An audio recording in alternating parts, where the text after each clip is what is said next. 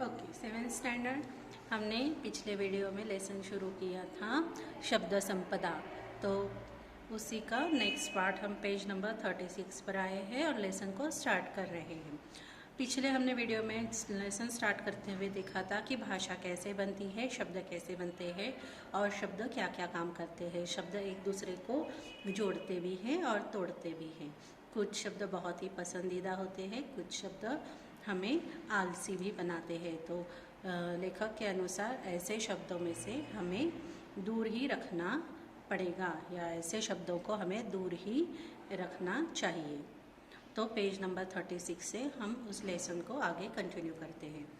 Newton ने कहा है कि किसी भी काम की सफलता के लिए 90% परिश्रम, 5% बुद्धि और 5% सहयोग की ज़रूरत होती है।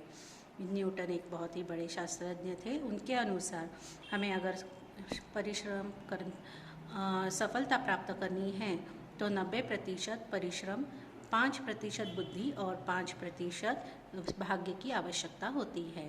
परंतु याद रखें, किसी भी काम को पूर्णत्व देने के लिए 90% कठोर परिश्रम की ज़रूरत होती है। मतलब हमें 90% परिश्रम करना आवश्यक है। ऐसे शब्द जो हमें निष्क्रिय करते हैं उन्हें हमें अपने जीवन से, व्यवहार से निकाल बाहर करने चाहिए।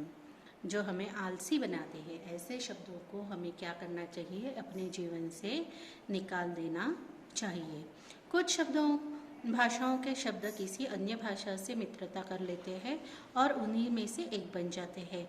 जैसे आपके मित्रों से कुछ ऐसे होते हैं जो सबसे घुल मिल सकते हैं, कुछ ऐसे होते हैं कि जो औरों से मित्रता नहीं कर पाते। तो शब्दों का भी ऐसे ही होता है। कुछ शब्द अन्य भाषाओं में घुल मिल जाते हैं और कुछ शब्द अन्य भाषाओं में नहीं घुल मिल पाते। शब्दों का भी ऐसा ही स्वभाव है। विशेषकर अंग्रेजी भाषा के कई शब्द जिस किसी प्रदेश में गए वहाँ की भाषा में घुल मिल गए, जैसे बस, कार, रेल, रेडियो स्टेशन आदि। कहा जाता है कि तमिल भाषा के शब्द केवल अपने परिवार द्राविड़ परिवार तक ही सीमित रहते हैं। इसका मतलब क्या होता है कि द्राविड़ परिवार का मतलब होता है जो दाक्षिणात्य भाषाएं होती है, जैसे कि कन्नड़ होती है या फिर तेलुगु होती है या फिर तुलु होती है। तो उसी में सिर्फ जो भी दाक्षिणात्य भाषा है उसी में ये तमिल भाषा के शब्द घुल मिल जाते हैं। बाकी भाषाओं में यह शब्द नहीं मिलते। वे किसी से घुलना मिलना पसंद नहीं कर सकते। अलबत्ता हिंदी के शब्द मिलनसार है, परंतु सब नहीं। कुछ शब्द तो अंत तक अपना स्वतंत्र अस्तित्व बनाए रखते हैं। अपने मूल रूप में ही वे अन्य स्थानों पर जाते हैं। कुछ शब्द अन्य भाषा के साथ इस प्रकार जुड़ जाते हैं कि उनका स्वतंत्र रूप खत्म सा हो जाता है। हिंदी में कुछ शब्द ऐसे भी पाए जाते हैं जो भिन्न भाषाओं के शब्दों के मेल से बने हैं। अब वे शब्द हिंदी के ही बने हैं। अभी बाहर से जो शब्द आए हैं वो भी हिंदी में मिल चुके हैं, जैसे हिंदी संस्कृत से वर्षगांठ, मांग पत्र, हिंदी अरबी से आए, फारसी से आए थानेदार, किताब घर, अंग्रेजी संस्कृत से रेल यात्री, रेडियो तरंग, अरबी फारसी अंग्रेजी से बीमा पॉलिसी आदि। तो ये सारे एक दूसरी भाषा से शब्द आकर मिलजुल गए हैं।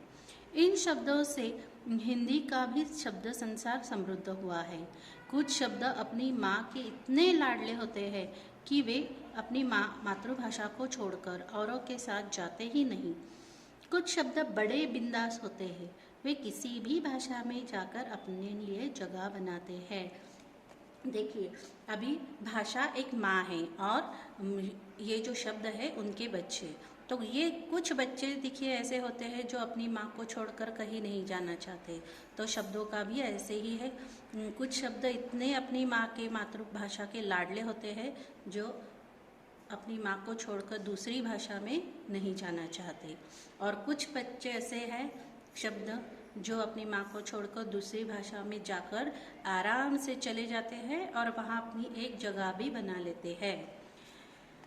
शब्दों के इस प्रकार बाहर जाने और अन्य अनेक भाषाओं के शब्दों के आने से हमारी भाषा समृद्ध होती है। देखिए हमारी भाषा कैसे समृद्ध होती है। शब्दों के अंदर बाहर आ जाने से हमारी भाषा समृद्ध होती है। विशेषतः वे शब्द जिनके लिए हमारे पास प्रतिशब्द नहीं होते।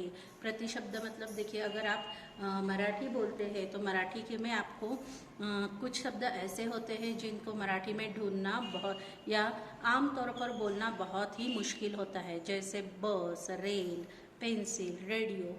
ऐसे कुछ वर्ड्स होते हैं जो आप आमतौर पर अपनी भाषा में उनको नहीं बोल पाते। अगर आपको झट से पूछा जाए मराठी में पेंसिल को क्या बोलोगे, तो आपको 1 मिनट के लिए तो सोचना ही पड़ेगा, है ना। कार के लिए या स्कूटर के लिए या फिर ब्रश के लिए तो आपको आपकी भाषा में ऐसा वर्ड इजीली नहीं मिलता, है ना। ऐसे हजारों शब्द जो अंग्रेजी, पुर्तगाली, अरबी, फारसी में आए हैं उन्हें आने दीजिए, जैसे brush, rail, pencil, radio, car, scooter, station आदि। परंतु जिन शब्दों के लिए हमारे पास सुंदर शब्द है उनके लिए अन्य भाषाओं के शब्दों का उपयोग नहीं होना चाहिए।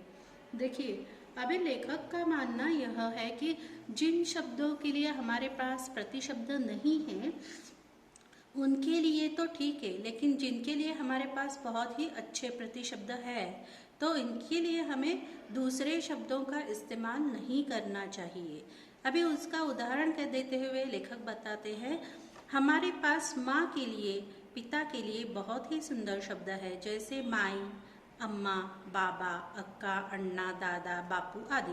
अभी मराठी में माँ को क्या बोलते हैं, माँ के लिए हिंदी वर्ड है मराठी में आई। आई बहुत ही हमारा सुंदर शब्द है। या फिर अम्मा भी बोला जाता है, या फिर बाबा की मराठी में हम लोग बाबा बोलते हैं। या फिर बहन को अक्का बोलते हैं, बड़े भाई को अन्ना बोलते हैं, दादा है, बापू है। ये बहुत सारे प्यारे शब्द हमारे ही भाषा में हैं। अब उन्हें छोड़ मम्मी डैडी कहना अपनी भाषा के सुंदर शब्दों को अपमानित करना है। तो लेखक ये कहते हैं, अगर हमारी भाषा में उनके लिए बहुत ही अच्छे सुंदर शब्द है, हम अपनी आई, बाबा ऐसे मराठी में हैं, तो उनको छोड़कर अंग्रेजी के मम्मी डैडी ऐसे शब्दों का इस्तेमाल क्यों करें। ऐसे शब्दों को कर कर हम अपने शब्दों को अपमानित करते हैं। ठीक है, तो आज के लिए इतना ही। नेक्स्ट वीडियो में यह लेसन कंटिन्यू करेंगे।